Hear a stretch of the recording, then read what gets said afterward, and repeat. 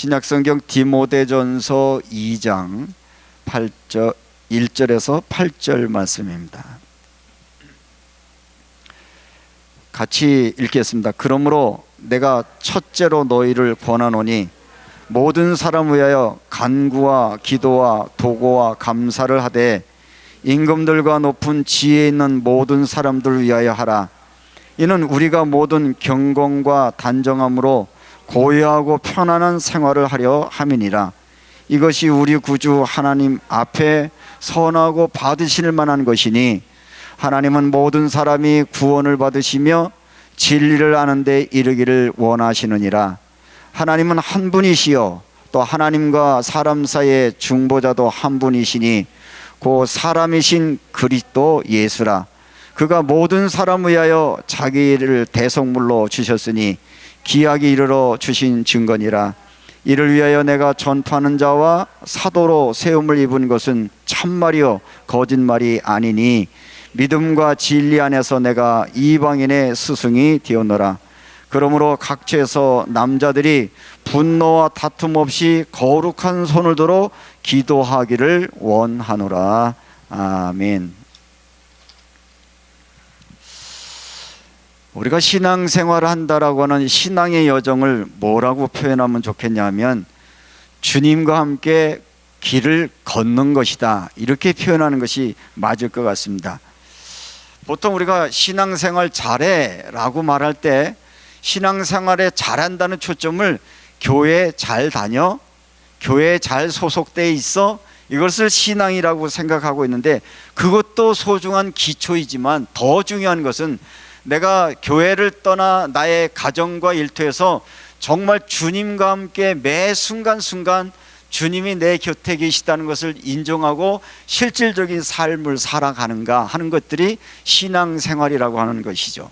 그런 면에서 보면 성경은 하나님을 어떻게 표현하고 있느냐 하면 동행하시는 자, 이렇게 표현하고 있어요. 하나님은 우리와 동행하신 분이다.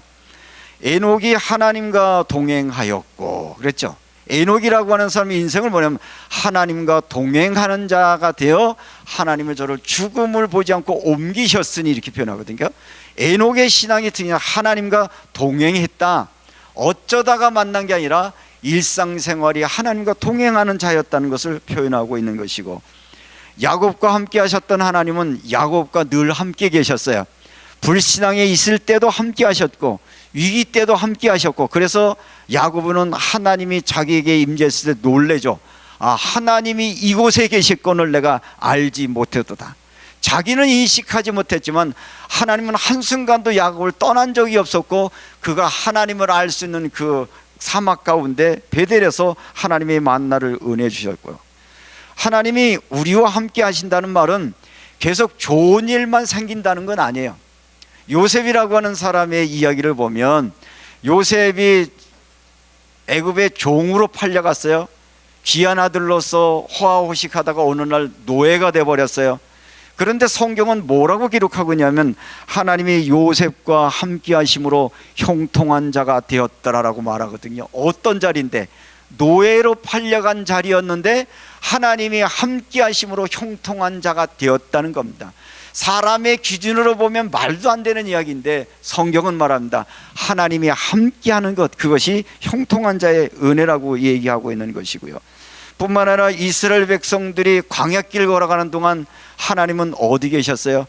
광야에 그들과 함께 하셨고, 주님이 제자들을 부르시면서 나를 따라오라라고 말씀하시는 나와 함께 길을 걷자라고 하는 초청이 그 안에 포함되고 있다라고 말하면, 오늘 이제 영적인 아들 디모데에게 바울이 너 주님과 함께 걷는 신앙생활을 하려고 하면 내가 갖춰야 될 것이 뭐냐? 기도하는 삶을 살아야 되는데 기도는 이렇게 하는 것이야 라고 오늘 기도에 대해서 말씀해 주고 있는 것입니다. 저는 그래서 오늘 이 디모데전서 2장 말씀을 통해서 주님과 함께 걷는 길, 신앙이란 뭐냐?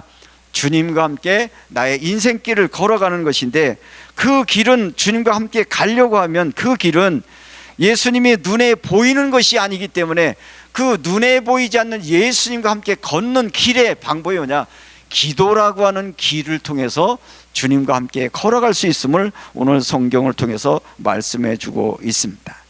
주님과 함께 걷는 이 기도를 가르치면서 여러분들이 오늘 1절에 보면 간구와 기도와 도구와 감사라는 단어를 한번 잘 눈여겨보셔야 돼요.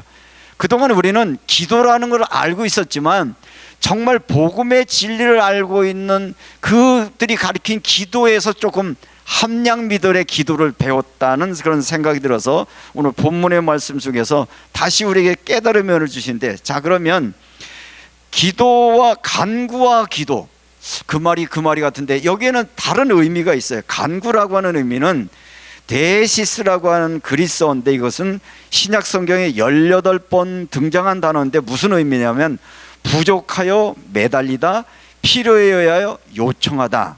다시 말하면 고난당할 때, 병들었을 때, 위기를 만났을 때, 힘들었을 때 이 어려운 부분을 도와달라고 요청하는 걸 간구라는 표현을 썼단 말이에요.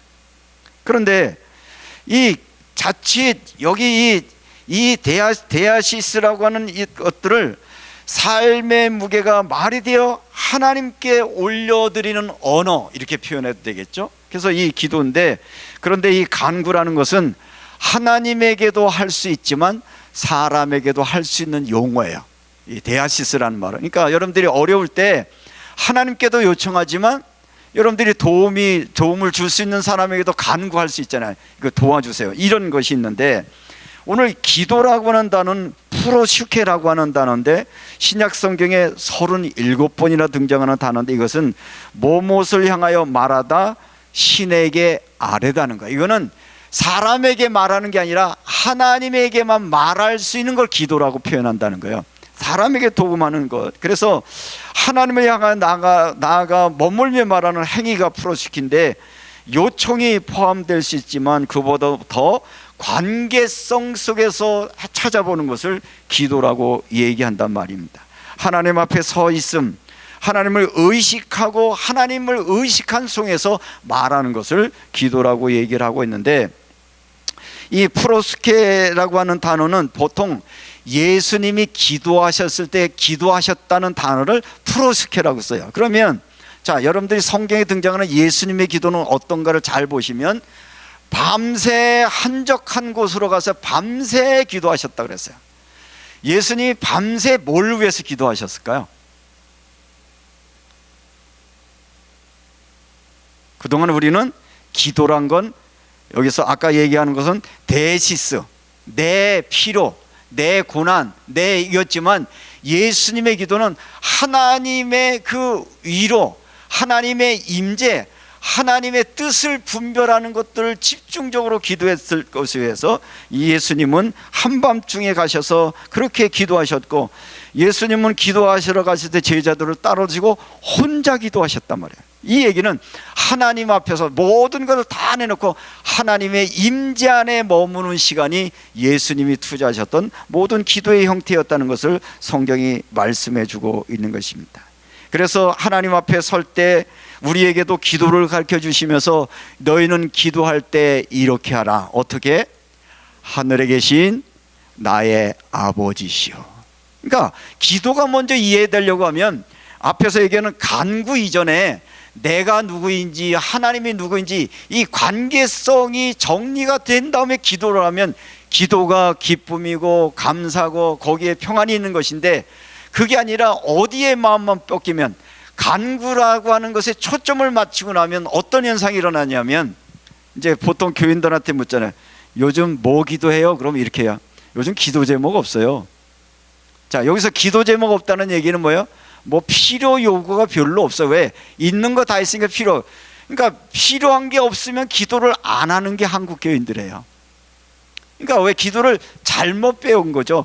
기도라고 하는 것은 나의 모든 필요, 나의 궁핍, 나의 연약함을 요청하는 것도 포함되고 있지만, 그러나 주님이 말씀하시는 기도는, 이 기도는 프로스케라고 하는 것은 하나님 앞에서, 하나님의 존재 앞에서, 다시 말하면 하늘에 계신 우리 아버지여, 그 하나님을 만나고 하나님의 은혜에 머무르는 시간이 기도의 시간인데, 이것들을 놓쳤기 때문에 마치 이런 생각을 해요. 옛날에는 열심히 기도했었는데 지금은 열심히 안 나오는 거 보니까 내가 뭐가 없는 것 같아? 신앙이 없는 것 같은데, 그게 아니고 우리의 초점이 너무 이 간구라고 하는 것에 마음을 많이 쏟다 보니까 기도라고 하는 것은 하나님의 관계성이구나라고 하는 걸 놓쳐버리는 것이 오늘날 우리의 모습이라고 하는 사실입니다. 그래서 예수님은 밤새워 하나님 앞에 기도하셨고, 성전에서 장사하는 모든 장사치들을 내쫓으면서 주님이 하셨던 말씀이 뭐예요? 내 집은 만민이 기도하는 집이다. 여기 만민이 기도하는 집이라는 말은 뭐냐면, 이 성전은 하나님을 만나는 곳이고 하나님과 교제하는 공간인데, 너희가 그런 공간을 장사하는 이익에 빼앗겨 버렸구나 라고 하는 것을 말하고 있다는 것입니다. 겟세마네 동산에서 기도하셨던 주님, 이 잔을 내게서 옮기시옵소서, 그러나 내 뜻대로 마시고 아버지 뜻대로 하옵소서. 이게 프로스케, 이것이 바로 진정 주님이 하나님께 드렸던 온전한 기도의 모습이었다는 것을 우리에게 말해주고 있는데, 광야에서 40일 동안 기도하셨던 예수님, 여러분도 종종 그런 상상을 해보실 거예요. 40일 동안 금식하면서 예수님이 돈 달라고 했을까요? 자동차 사달라고 했을까요? 병 낫게 해달라고 했을까요? 뭐 달라고 40일 동안 기도한 거예요?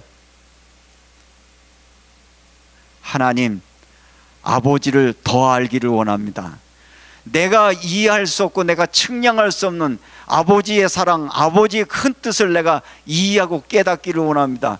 그리고 40일 금식 후에 일어나서 하나님의 임재를 경험하고 났더니 마귀의 유혹이 찾아오는데 현실적으로 40일 동안 굶었으니 얼마나 배가 고팠겠어요. 그때 돌들이 떡되라 하니까 떡을 선택하지 아니하고 뭐예요? 하나님의 말씀으로 살리라. 그런 하나님의 뜻을 선택하는 것이 바로 기도의 사람이 나는 열매였다는 거죠. 하나님의 임재, 하나님의 은혜를 위해서 기도 속으로 들어가면 내 욕구나 내 것이 아니라 하나님의 뜻 앞에 내 것을 내려놓는 시간이 되었다는 것을 말하고 있습니다. 그러면 바울은 왜 이 기도를 둘로 나눴을까요? 이 둘로 나눈 데는 데아시스와 프로스케, 간구, 기도, 이렇게 단어를 나누시고, 이것은 왜 나누었느냐 하면 이것은 기도의 왜곡을 막기 위해서 두 단어를 나눠놨다, 그렇게 해석을 했습니다. 이 말씀은 너희의 필요를 말하되 필요만 말하는 존재가 아니라 관계성 속에서 하나님께 나가라, 이런 표현을 말하고 있는 것인데, 우리가 너무 간구의 마음을 빼앗기면 기도는 마치 청구서 같아요. 청구서 막 써가지고 자 보셨죠, 결제하세요, 이게 간구가 되는 거예요. 그런데 그게 아니라 정말 우리가 정말 기도가 이해되면 하나님 앞에 나는 누군가가 이해가 되는 거죠. 그래서 여러분들이 하나님 앞에 설 때 날 사랑하시는 하나님, 나를 용서하시고 전부를 내신 하나님의 사랑이 부어지고 난 다음에 여러분들이 기도할 때 그 속에서 감사와 기쁨이 넘치는 그런 은혜를 경험하게 되는데, 예를 들어서 이런 거예요. 지난주에도 목사님들 그 영성 세미나에서 갔더니 어떤 오신 강사 목사님하고 이야기를 하다 이러더라고. 할아버지가 돼보지 않은 사람은 인생을 논하지 마라, 이렇게 얘기하더라고요. 그 얘기를 하면서 뭐 손자들 얘기하던데, 윤수리가 하루에 2번씩 영상통화한다고 그랬어요. 뭐 별로 할 거 없이 그냥 보고 잘 노네. 그런데 이번 주에는 까까 그러더라고. 이제 할아버지를 봤어요. 보니까 너무 좋아요. 근데 뭘 하는 거예요? 자기가 과자를 엄마가 사서 먹어보니까 너무 맛있으니까 딸이 있다가 할아버지한테 까까 사서 오라고 해. 그러니까 딴 말은 뭐다, 하삐 까까. 난 알아들었지 뭐요. 제가 나를 보고 싶기도 한데 올 때 과자 사오라는 거예요. 그 말을 딱 듣는 순간 마음속에 가야 되겠다, 뭐 해가지고 과자 사가지고 가야지. 이게 할아버지와 손녀의 관계성이에요. 그죠? 아니 걔가 과자 사달라는데 나 돈 계산해보고 그러나요? 묻지도 않고 따지도 않고 뭐 얼마, 내가 그 정도 능력은 되잖아. 하나님은 누구세요? 전능자세요. 전능자이신 아버지가 여러분 하나님 아버지, 나 깎아 필요해요. 그런데 하나님, 야 쓸데없는 얘기하죠. 그러시는 분은 아니시잖아요. 그런 관계성 속에 여러분들이 그 간구가 일어날 때 그때 실질적으로 하나님의 응답의 역사가 일어나는데, 아마 이 아이는 지금 할아버지가 언제 과자 사주고 올까 기다리고 있을 거야. 기도하는 자는 뭐냐? 내가 할아버지한테 얘기해 놨으니까 할아버지가 선물 가지고 올 거야. 그 기다리는 기쁨, 기도의 기쁨이 이거야. 아, 하나님이 내게 응답하시고 역사하실 것을 줄고 기다리는 소망 가운데. 그러니까 그 다음에 이 기도 속에서는 이미 무엇을 받아서가 아니라 이미 하나님과의 관계 속에서 감사와 기쁨이 넘칠 수밖에 없는 것이죠. 그래서 바울은 우리에게 이렇게 얘기합니다. 이 간구와 기도는 떼어놓을 수 있는 것이 아니라 이것은 균형을 맞춰서 기도해라. 그동안 우리는 이런 균형들을 잃어버린 것은 아닌가 하는 것이고요. 그 다음 단계로 기도와 간구와 도고와 감사 그랬어요. 도고가 뭐죠? 도고가 도고예요. 도고란 뭐냐? 중보기도라는 의미거든요. 그래서 이 도고라는 원래의 뜻은 대신 나가다 말하다, 중간에 서다, 다시 말하면 중보기도하다. 이 도고를 말하는 이유는 너희 기도가 너희 간구 안에만 잡히지 말고 너 개인적인 욕구에만 기도가 초점을 맞추다 보면 굉장히 이기적인 사람이 되는 거예요. 여러분들 세상 사람들이 얘기하는 교인들 아세요? 교인들은 철저히 이기적이에요. 깍쟁이에요. 오히려 불신자들이 교인들 보면 아이고 별로 안 좋아요. 저만 알아. 얼마나 예의적이고 계산적이고 이런 얘기하는 거냐. 기도는 많이 해요. 근데 어디에만 빠져서 간구에만 하니까 나에만 마음을 먹어서. 그래서 바울은 너희 기도는 너의 그 은혜, 너의 간구를 출발을 해서 하나님과의 관계가 연결되어지고 하나님의 은혜의 관계에서 넘겨지면 이게 어디로 흘러가야 되냐면 너 아닌 다른 사람을 위한 기도까지 흘러가야 된다. 이걸 도구라고 표현하고 있는 것입니다. 개인적인 문제를 넘어서 타인을 위한 기도, 특별히 공동체와 사회와 권력자들을 위한 기도를 하라고 말하고 있습니다. 2절에 보면 임금들과 높은 지혜 있는 모든 사람들 위하여 하라. 이는 우리가 모든 경건과 단정함과 고요함과 편한 생활을 하려 함이니라. 당시에 바울에게 있어서 이 임금들과 높은 권세자들은 얼마나 박해자였는지 몰라요. 기독교의 박해자였는데 그들을 위해서 기도하라고 하는 겁니다. 그러니까 우리의 기도가 너무 나에게만 머물러 있는데 우리 주변으로 흘러가라라고 하는 것이고, 그래서 이 기도는 사적인 신앙에만 가두지 말고 기도는 세상과 교회를 잇는 다리가 되는 것처럼 너의 기도의 지경을 넓혀라, 기도의 폭을 넓혀라라고 하는 것으로 말씀해 주고 있습니다. 구약 시대의 왕들이 좋은 왕도 있고 나쁜 왕이 있었는데 다윗 왕이 온전히 온전한 사람이어서 믿음의 왕이 된 것 아니었어요. 다윗 왕에게는 누가 있었느냐? 기도하는 나단 선지자가 있었기 때문에 성공한 왕이 될 수 있었어요. 다윗이 은밀히 밧세바를 범하고 범죄할 때 다른 사람은 다 알지 못하는 그때 그 가까이 있었던 기도하던 나단이 뭐라고 얘기합니까? 당신이 그 사람입니다. 우리 사회에 벌어지고 있는 많은 일인데 정말 기도하는 사람이 없기 때문에 나라가 위기를 맞이했었다는 생각이 드는데, 전 정권의 대통령 주변에 정말 기도하는 사람이 있었더라면 정말 그렇게 나라를 위기에 빠뜨리는 상황까지 안 왔을 것인데, 그러면 여러분 그런 생각할 거예요. 그 주변에 목사님들도 꽤 많았었는데요, 인기도 많고 이름도 있고 힘 있는 목사들도 많았는데요. 제가 보기에는 찾아가서 안수할 게 아니라 찾아가서 정말 기도하면서 범죄에 빠지지 않도록, 잘못된 길을 가지 않도록 꾸짖고 책망하는 기도하는 사람이 없었기 때문에 오늘의 현상이 왔다라고 여겨지고 있는데, 정말 그런 면에서 보면 우리의 기도가 좀 폭을 넓혀서 원수된 자, 어쩌면 적대적인 것, 이것까지 하는 것이고 교회를 향한 오늘의 요청이라고 믿어집니다.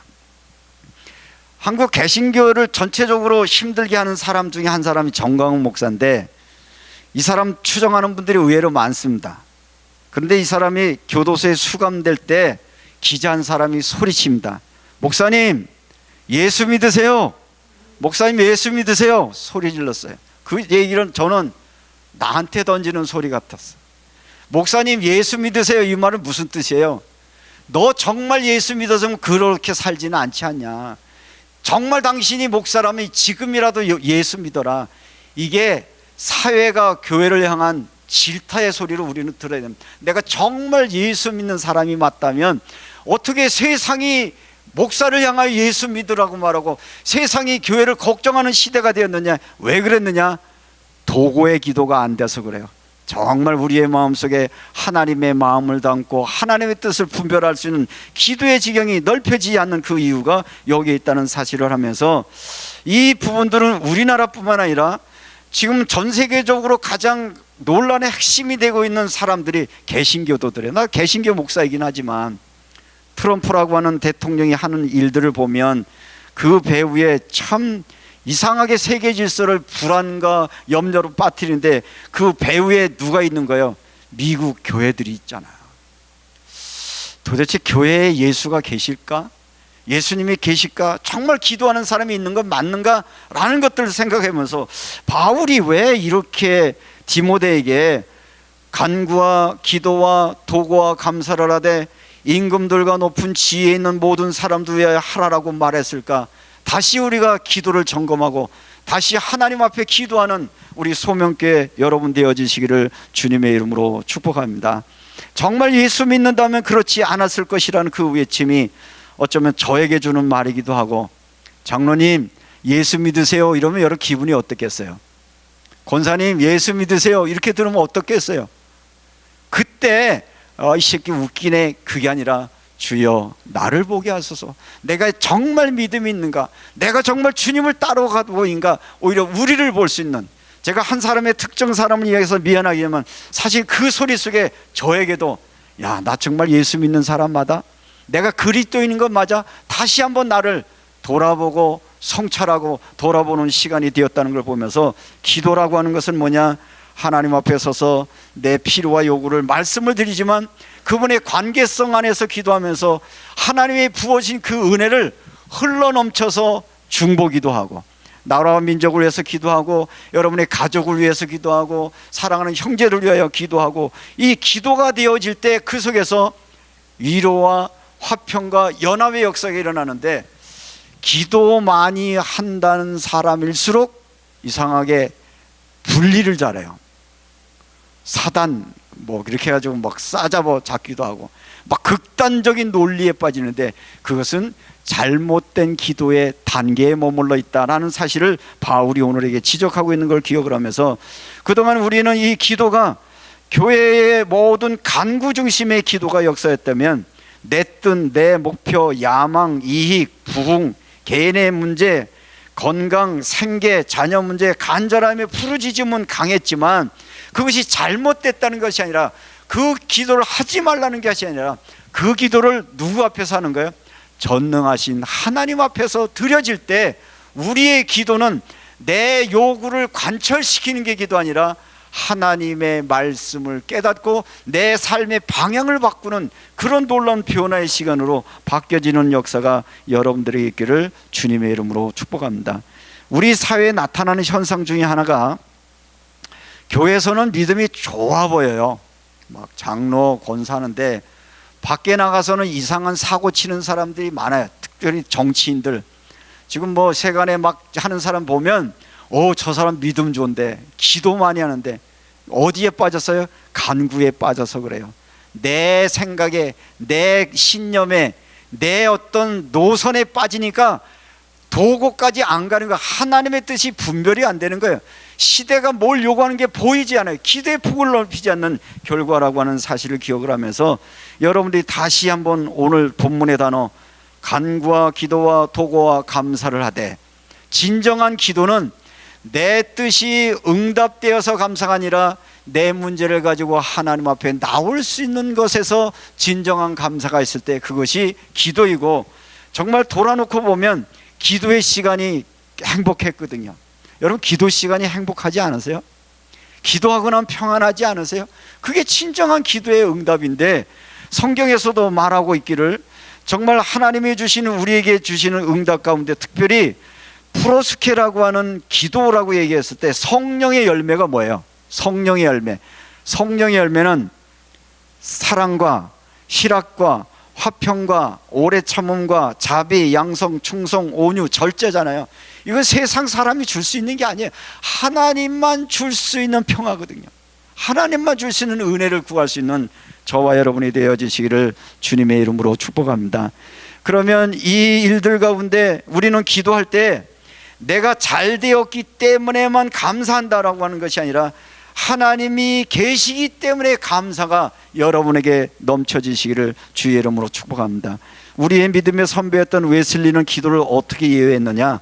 하나님의 은혜의 통로다라고 이해를 했어요. 기도는 뭐냐? 하나님의 은혜의 통로다. 그러면서 그는 실질적으로 살아갈 때 규칙적인 기도의 사람이었어요. 메도디스트란 뜻 아시잖아요. 규칙쟁이. 아주 규칙을 정해놓고 기도한 사람이었어요. 그의 일기에 보면 새벽 4시에서 다시 일어나서 하루를 시작하면서 습관적으로 기도하면서 개인 기도, 공적 기도, 중보 기도, 그런 기도를 하면서, 그리고 그 기도는 사회적인 약자, 광부, 노동자, 감옥의 제수를 위한 중보 기도하면서 그 기도가 흘러넘쳐서 영국 사회가 18세기의 그 산업혁명의 혼란한 시대에 교회가 부흥한 게 아니라 사회를 변혁시키는, 그게 감리교의 특징이거든요. 여러분들이 신앙은 교회 안에만 머무는 게 아니에요. 우리 사회 속에까지 영향이 끼칠 때 그것이 신앙은 진정의 모습인데, 저는 그동안 감리교 목사로 살면서 요한웨슬리 목사의 그 행적 가운데 관상 기도를 했다라고 하는 일기가 있는데 그게 뭔지를 궁금했어요. 근데 이해를 못했어요. 도대체 관상 기도란 뭘까? 요즘 그걸 좀 체험하고 있는데, 하나님 앞에서 정말 기도하고 있는, 예수님이 한적한 곳에서 하나님의 임재 안에 머무는 기도, 뭘 요구하는 게 아니잖아요. 하나님의 임재를 요구했던 그 기도, 그것을 관상 기도라고 하는데, 하나님 앞에 서는 기도가 조금 되면서 내 기도하는 그 시간, 그때가 가장 기쁘다. 아침에 눈을 뜨자마자 무릎 꿇고, 주님, 오늘도 생명 주셔서 하루를 시작합니다. 오늘도 나와 함께 해주시고, 오늘도 내가 살아가는 모든 사람들과 주님과 동행함을 인식하게 하시고, 나를 통해 주님의 사랑과 주님의 은혜가 흘러가는 하루가 되기를 원합니다. 그렇게 기도하고, 저녁에 되면 오늘 하루도 은혜 가운데 살게 하시면 감사합니다. 그러면서 나를 돌아보기도 하고, 뭐 했는가 성찰해보고, 하나님, 오늘도 내가 나의 삶을 주님께 맡깁니다. 단잠자게 해서 잠들어 버리는, 그러니까 기도 시간이 특별한 건 아니어도 아침에 저녁으로 순간순간, 여러분 기도할 때 세상에 그 무엇으로 줄 수 없는 하나님과의 친밀함, 하나님의 은혜 안에 머무는 행복과 기쁨의 맛을 여러분도 맛보며 살아가시기를 주님의 이름으로 축복합니다. 기도할 때 여러분에게 하나님이 주신 평안이 옵니다. 환경이 바뀌어서 오는 것이 아니라 오히려 하나님이 나와 함께 하심이 느껴질 때 와지는 그 평강이겠습니다. 하나님의 임재를 경험하기 때문에, 하나님이 함께하는 걸 믿었기 때문에 이스라엘 백성들은 광야길을 걸어갈 수 있었습니다.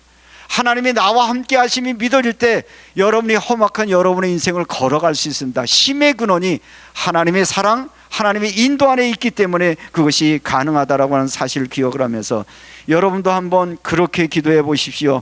요한웨슬리 목사가 기도했던 것처럼 시간을 정해놓고 여러분들이 하루에 3번씩 기도하고, 다니엘이 기도했던 것처럼 아침, 점심, 저녁으로 시간을 정해놓고 뜻을 정하고 여러분을 기도할 때 하나님의 임재하심을 여러분들이 경험하는 은혜의 삶이 되시기를 바라고요.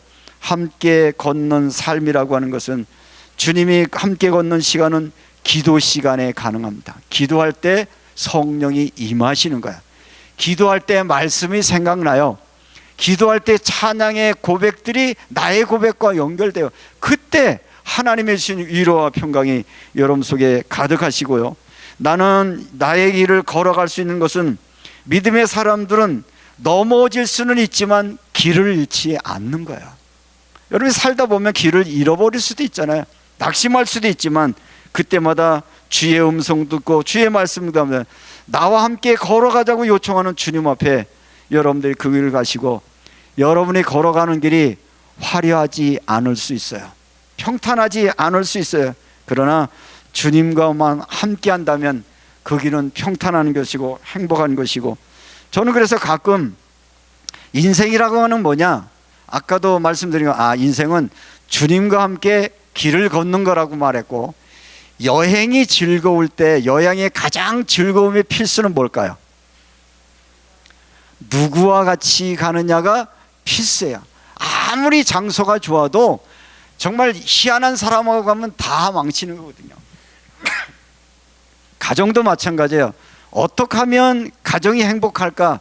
가정에 주님이 우리와 함께 계시고 주님 사이에 우리가 함께 있음을 인정하고 살아갈 때 그 가정에 하나님의 다스림의 은혜가 있게 되는데, 제가 연애할 때 우리 집사람한테 프로포즈 하면서 그렇게 얘기했어요. 나 가진 거 없고 아무것도 없지만 나와 함께 내 인생길 같이 갑시다. 따라왔어요. 지금 40년 동안 같이 살아가는데 전혀 불편하지 않아요. 그냥 같이 있는 것만 해도 좋아요. 그동안 수없이 많은 사건을 봤는데 같이 맞이하니까 괜찮더라고요. 사랑하는 사람과 같이 경험하는 어려움도 괜찮고 힘듦도 견디는, 그것이 사랑과의 관계성이라고 하면 여러분들이 주님이 여러분의 가정의 주인이 되시고 여러분의 일터의 주인이 되셔서 주님과 함께 걸어가는 행복하고 복된 여러분의 삶이 되어지시기를 주님의 이름으로 축복합니다. 그분은 우리의 그리스도 주시세요. 그분은 우리의 연약함을 아시고 우리의 나약함을 아시고 우리가 무엇이 필요한 것이 아신 주님 앞에 이번 한 주간도 기도하시다가, 그런데 기도할 때 놓치지 마는 것은 간구와 기도와 도고와 감사가 있는 그 기도 속에 승리하는 한 주간 되시기를 주님의 이름으로 축복합니다. 기도하겠습니다. 좋으신 하나님,